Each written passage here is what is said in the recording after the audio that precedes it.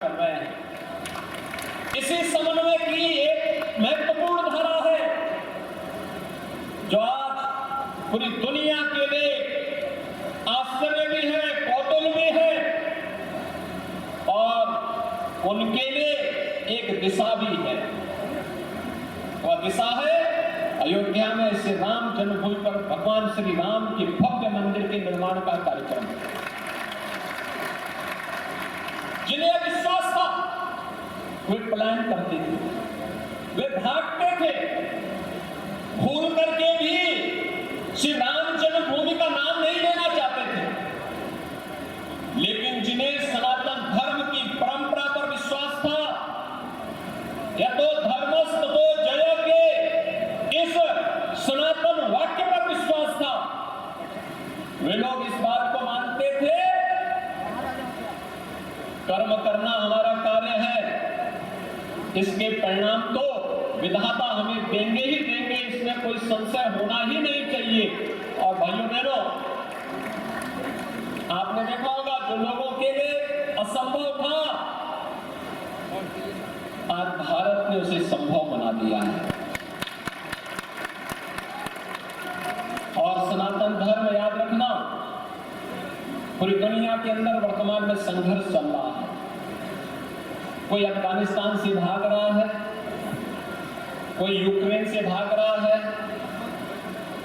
कोई गांजा पट्टी से भी भाग रहा होगा।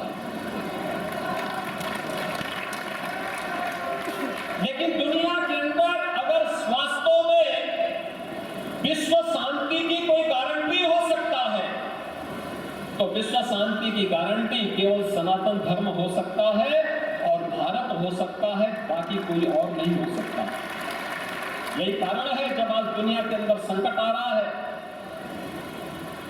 तो संकट के समय हर देश, हर धर्मावलंबी, दुनिया का हर पीड़ित मानव भारत की तरफ बड़ी आशा भरी निगाहों से देख रहा है। प्रधानमंत्री मोदी जी की ओर बड़ी आशा भरी निगाहों से देख रहा है। उसे विश्वास है भारत ही फिर से उसके लिए आस बनेगा, भारत ही फिर से एक विश्वास बनेगा। और भारत की आस और विश्वास के साथ जब भारत की 140 करोड़ की आबादी जुड़ती है, तो यह दुनिया की एक ताकत बनती है, दुनिया की एक ताकत। उस ताकत के साथ हम सबको जुड़ना होगा। आज का इस समारोह उसी अभियान को मजबूती प्रदान करने का एक अभियान है। भाइयों बहनों, भारत की संत शक्ति ये कभी पलायन का रास्ता नहीं अपनाती है, चुनौतियों से जूझने का जज्बा रखती है। विपरीत परिस्थितियों में धैर्य खोए बगैर, क्योंकि उसका उद्देश्य तो एक ही है, लोक कल्याण, और लोक कल्याण के माध्यम से सनातन धर्म को मजबूती प्रदान करते हुए राष्ट्र कल्याण के मार्ग का अनुसरण करना। राष्ट्र के हित में जो कुछ भी होगा वही हमारे लिए अभीष्ट है। सनातन धर्म के हित के लिए जो कुछ भी होगा वही हमारे लिए अभीष्ट है, बाकी हमारे लिए कुछ भी महत्वपूर्ण नहीं होता है। और उसी अभियान को लेकर के यह मठ निरंतर चल रहा है, सदियों से उस परंपरा का वाहक बना हुआ है। अगर जी रही है और उत्तर से दक्षिण तक, पूरब से पश्चिम तक आज भी भारत पूरी मजबूती के साथ एक भारत श्रेष्ठ भारत के रूप में अपने आप को स्थापित कर रहा है। इसके पीछे गांव-गांव में बसे हुए, गांव-गांव में जन जागरण के अभियान के साथ जुड़े हुए हमारे पूज्य संतजन है, जिसको केवल अपने इष्ट की आराधना के साथ ही जो सनातन धर्म के लिए, सनातन धर्म के मानविकों के लिए, सनातन धर्म की पुनर्प्रतिष्ठा के लिए अपना सब कुछ समर्पित करने के लिए सदैव तत्पर होता हुआ रहता है। श्री राम जन्मभूमि मंदिर आंदोलन में और इससे पहले भी जब भी आह्वान हुआ है, उन आंदोलनों में उसका बढ़ चढ़ कर भाग लेना इस बात को सदैव से एक नई प्रेरणा देता रहा है कि सनातन धर्म यानी हिंदू धर्म यानी हिंदुस्तान बड़ा इसलिए होता है कि सनातन धर्म का उद्धार होता है। सनातन धर्म ही हिंदू राष्ट्र है। ये अपने राष्ट्र के साथ एकरूप है। अपनी सारी संस्कृति उसी सनातन पर आधारित है। अपने धर्म के सारे मूल्य उसी सनातन पर आधारित है। इस सनातन के आधार पर दुनिया चलती है, चलती थी, चलती है, चलती रहेगी। उस सनातन की रक्षा कैसे करना, क्या करना संतों ने बताया। मैं उससे अधिक कुछ बोलने वाला नहीं हूं, उनका अधिकार है, उन्होंने बताया। कोरोना का संकट आया, हमारा पूरा देश खड़ा हुआ। क्या शासन, क्या प्रशासन, क्या छोटे कर्मचारी, क्या नागरिक, क्या सेवा करने वाली संस्थाएं, सेवा करने वाली, क्या ये आदत जिनको ऐसे सज्जन और जिनको सेवा की बिल्कुल आदत नहीं, ऐसे भी जिनको स्वयं सेवा की आवश्यकता है, ऐसे भी लोग कोरोना के खिलाफ खड़े होकर समाज की सेवा में जुट गए। और कहा है कि ऊंच नीच की भावना नहीं होनी चाहिए, सबके प्रति समदृष्टि चलना चाहिए, इस पर टिकी। ये तो उन्होंने वर्णन किया किन बातों पर टिकी है, लेकिन ये हमारे लिए व्यवहार का आदेश है। हमको सत्य पर चलना चाहिए। मैं सुबह 3:30 बजे उठ जाता हूँ, अपनी योग साधना करके पूरी 5 बजे रोज 4-5 किलोमीटर दौड़ता हूँ। मेरा इरादा है कि मैं 80 साल तक, 100 साल तक दौड़ता हूँ और 150 साल तक भारत माता की सेवा करूँ। मैं चाहता हूँ कि 100 साल तक मैं बूढ़ा ना हो। मुझसे लोग पूछते बाबा उम्र कितनी हो गई, मैंने कहा 55 के बाद अब 55 में पहुंच गए। लेकिन ऐसा लगता है कि अभी बायोलॉजिकल एज तो 25 जैसी है।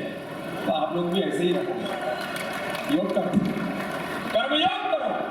18 घंटा जिस दिन ये देश पुरुषार्थ करना शुरू कर देगा, उस दिन भारत विश्व का सर्वोर बन जाएगा और सनातन धर्म का गौरव पूरी दुनिया में छाएगा। भारत विश्व की सबसे बड़ी आर्थिक, आध्यात्मिक, सांस्कृतिक, सामाजिक, सामरिक महाशक्ति बने। पूरी दुनिया में कहीं युद्धों का दौर चल रहा है, कहीं आपसी संघर्ष चल रहे हैं। इजराइल और हमास से लेकर के यूक्रेन और रशिया से लेकर के, और कभी भी पूरी दुनिया में तीसरे विश्व युद्ध का शंखनाद हो सकता है। लेकिन भारत वो देश है जिसने दुनिया को युद्ध नहीं, पूरी दुनिया को योग दिया, जोड़ा। पूरी दुनिया को, आगे भी पूरी दुनिया को भारत से बात की प्रेरणा मिलनी है। और उसमें हम सबको ऋषियों के सच्चे वंशधरों के रूप में अपने अपने कर्तव्यों का निर्वहन करते हुए और एक परम वैभवशाली भारत कैसा बनाना है, उस संकल्प के लिए आप यहाँ पर आए हैं। फिर हम सबको कुछ ऐसा करना है जिससे हमारी ये नाद परंपरा, हमारी ये सनातन परंपरा, हमारी वेद परंपरा, हमारी ऋषि ऋषिकाओं की पावनी परंपरा फिर से गौरव को प्राप्त हो। इसके लिए सब संकल्पित होकर के जाएंगे। आज जितने महापुरुष आए हैं, इनके एक एक शब्द को शब्द ब्रह्म मान करके और अपने को ऋषियों का वंशधर के रूप में अपने आप को तैयार करके दोबारा से पुरुषार्थ करना है। अभी 2047 की हमें प्रतीक्षा नहीं करनी कि 2047 तक भारत को विश्व की सबसे बड़ी आर्थिक, सामाजिक, राजनीतिक महाशक्ति के रूप में प्रतिष्ठापित करना है। हम सब प्रचंड पुरुषार्थ करें तो 2035 तक ही हम भारत को विश्व की महाशक्ति के रूप में खड़ा कर सकते, भर सकते हैं। वो सामर्थ्य आप में है, वो आपकी भुजाओं में बल है। ऐसा ही आप करेंगे इस विश्वास के साथ, तो अब पूरी दुनिया उधर चलेगी जिधर भारत चलेगा। तो इस भारत का गौरव, सनातन का गौरव, नाथ परंपरा का गौरव, उसको बढ़ाने के लिए आप सब प्रतिबद्ध हैं। एक बार फिर से हमारे आयु में बहुत कम लेकिन ओज, तेज और तप उनका बहुत ही दिव्य रूप में यहाँ पर भव्य रूप में सबको देखने को मिल रहा है। इसके लिए एक बार वैष्णव पूज्य बाबा बालकनाथ जी महाराज जी के लिए एक बार जोरदार अभिनंदन है। और उनके ऐसे वो तेजस्वी, यशस्वी, वर्चस्वी होकर के पूज्य महाराज श्री के इस पूरे मठ के नाथ परंपरा के गौरव को बढ़ाते रहे। आप सब इतने बड़े बड़े महापुरुष एक बालक को यहाँ पर आशीर्वाद देने आए, उनका नाम ही बालक है।